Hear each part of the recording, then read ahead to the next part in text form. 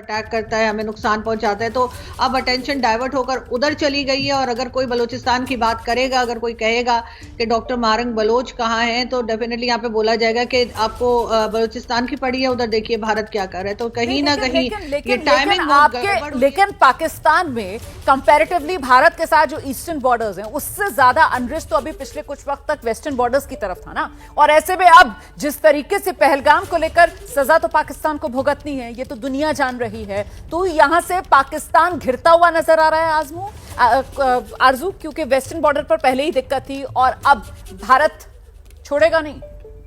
देखिए बिल्कुल डेफिनेटली हर बॉर्डर पे तो पाकिस्तान नहीं लड़ पाएगा ना, हर बॉर्डर पे तो उतना स्ट्रांगली रिस्पांस नहीं दे पाएगा, क्योंकि दूसरी तरफ टीटीपी है, टीटीपी के जो अटैक्स हैं वो डेली होते हैं और ये रोक नहीं पा रहे हैं, दोनों तरफ नुकसान हो रहा है। ऐसे में अगर भारत वाली साइड का बॉर्डर भी एक्टिव हो जाएगा तो इनको संभालना मुश्किल हो जाएगा। जैसे आपने क्लिप भी दिखाया नजम सेठी साहब का कि कुछ टाइम के लिए तो कर लेंगे, लेकिन अगर ये ज्यादा से चला तो फिर बहुत मुश्किल हो जाएगी इनको।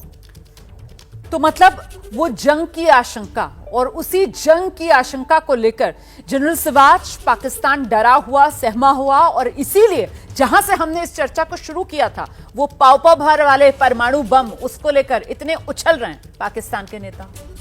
बिल्कुल, देखो ये सच्चाई है कि पाकिस्तान के नेता हैं, उनको ये समझ नहीं आती कि ये न्यूक्लियर हथियार इनका इस्तेमाल ऐसे नहीं हो सकता, मगर वो गैलरी के को कहते हैं ना, प्ले टू द गैलरी, वो कहीं ना कहीं अपने लोगों का आज तक वो मूर्ख बनाते रहे हैं।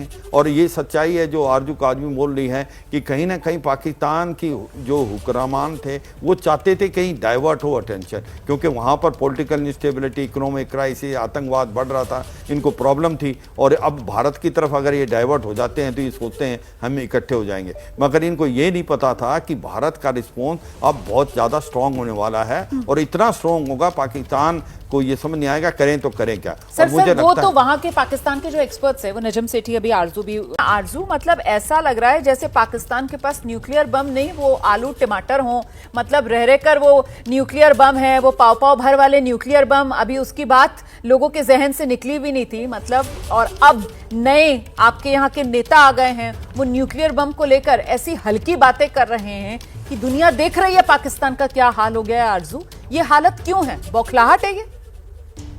देखिए जिस वक्त इतनी टेंशन नहीं थी दोनों कंट्रीज के बीच में, ये तो उस वक्त भी एटम बम या न्यूक्लियर वेपन्स की बात किया करते थे। अगर आपको याद हो तो शेख रशीद साहब होते हैं, उन्होंने कहा था पाव पाव के बम हैं और हम वो भारत में फेंक देंगे और इस किस्म की चीज़ें ये कहते हैं।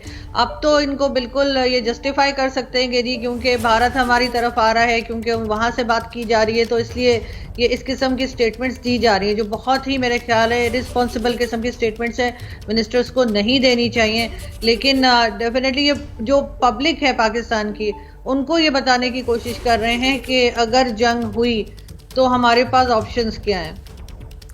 ठीक है, मेरे साथ जनरल सिवाच स्टूडियो में मौजूद है। जनरल सिवाच, जिस बात का जिक्र आरजू कर रहे हैं कि साहब ये जो बयान दे रहे हैं वाकई में बेहद गैर जिम्मेदाराना बयान है, लेकिन साथ ही साथ इन बयानों से जो भारत के लिए नफरत है पाकिस्तान के दिल में वो भी साफ नजर आ रही है कि मंत्री हैं और वो कह रहे हैं कि जो हमने वो न्यूक्लियर बम रखे हैं, पाव पाव भर वाले जो उनके बम है न्यूक्लियर बम, कह रहे हैं वो हमने चौक पर सजाने के लिए थोड़ी रखे हैं, हिंदुस्तान के लिए रखे हैं बाबा। मतलब मंत्री बैठा हुआ है और वो ये बात कर रहा है। इससे समझ में आता है कि हिंदुस्तान को लेकर पाकिस्तान के दिल में जहर कितना।